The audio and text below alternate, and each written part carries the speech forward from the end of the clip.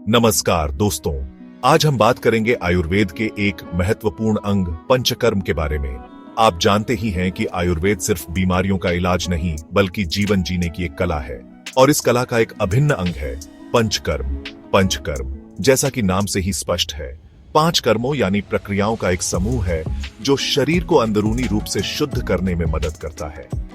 यह शरीर से विषाक्त पदार्थों को बाहर निकालता है, दोषों को संतुलित करता है और रोग प्रतिरोधक क्षमता को बढ़ाता है। यह प्रक्रिया सदियों से चली आ रही है और आज भी उतनी ही प्रासंगिक है जितनी पहले हुआ करती थी। तो आइए जानते हैं इन 5 कर्मों के बारे में विस्तार से। सबसे पहले बात करते हैं वमन की। वमन का अर्थ है उल्टी, लेकिन यह कोई आम उल्टी नहीं है। यह एक नियंत्रित प्रक्रिया है जो आयुर्वेदिक चिकित्सक की देखरेख में औषधीय जड़ी बूटियों के प्रयोग से कराई जाती है। यह प्रक्रिया शरीर से अतिरिक्त कफ दोष को निकालने के लिए की जाती है। कफ दोष के असंतुलन से सर्दी, खांसी, जुकाम, दमा, साइनस, एलर्जी जैसी कई बीमारियां हो सकती हैं। वमन इन सभी समस्याओं से निजात दिलाने में मददगार है। ध्यान रहे, वमन एक संवेदनशील प्रक्रिया है और इसे केवल किसी विशेषज्ञ आयुर्वेदिक चिकित्सक की देखरेख में ही करना चाहिए। अब बात करते हैं दूसरी प्रक्रिया विरेचन की। विरेचन का अर्थ है पेट साफ करना। यह प्रक्रिया पित्त दोष को संतुलित करने के लिए की जाती है।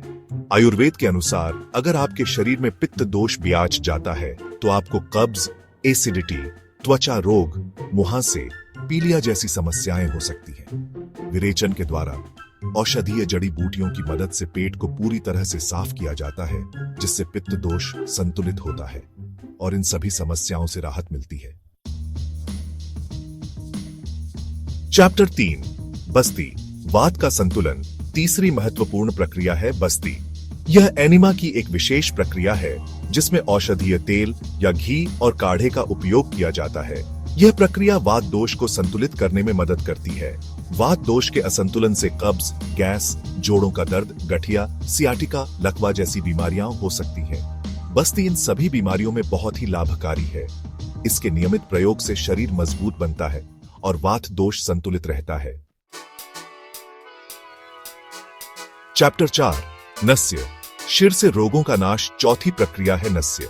नस्य का अर्थ है नाक के माध्यम से औषधीय तेल या दवाओं को अंदर प्रवेश कराना। यह प्रक्रिया साइनस, सिर दर्द, माइग्रेन, बालों का झड़ना, नाक से संबंधित रोगों के लिए बहुत प्रभावी है। नस्य के नियमित प्रयोग से दिमाग तेज होता है, याददाश्त बढ़ती है और आंखों की रोशनी भी तेज होती है। चैप्टर 5 रक्तमोक्षण। रक्त की शुद्धि अंत में बात करते हैं। 5वीं प्रक्रिया रक्तमोक्षण की। जैसा कि नाम से ही स्पष्ट है, इसमें रक्त को शुद्ध किया जाता है। यह प्रक्रिया त्वचा रोग, पित्त दोष और खून से जुड़ी समस्याओं के लिए बहुत उपयोगी है। रक्तमोक्षण के द्वारा शरीर से अशुद्ध रक्त को बाहर निकाला जाता है और नए रक्त का निर्माण होता है। औत्रो, पंचकर्म, स्वास्थ्य का राज्य। तो दोस्तों, यह थी पंचकर्म, आयुर्वेद की एक प्रभावशाली चिकित्सा पद्धति जो हमें स्वस्थ और दीर्घायु जीवन प्रदान करती है। यह न केवल बीमारियों को ठीक करने में मदद करती है, बल्कि शरीर को शुद्ध करके उसे स्वस्थ और संतुलित बनाती है। ध्यान रहे, पंचकर्म एक संवेदनशील प्रक्रिया है और इसे केवल प्रशिक्षित आयुर्वेदिक चिकित्सक की देखरेख में ही कराना चाहिए। कृपया हमारे चैनल को लाइक, शेयर और सब्सक्राइब करें आयुर्वेद और स्वास्थ्य पर और अधिक जानकारीपूर्ण वीडियो के लिए।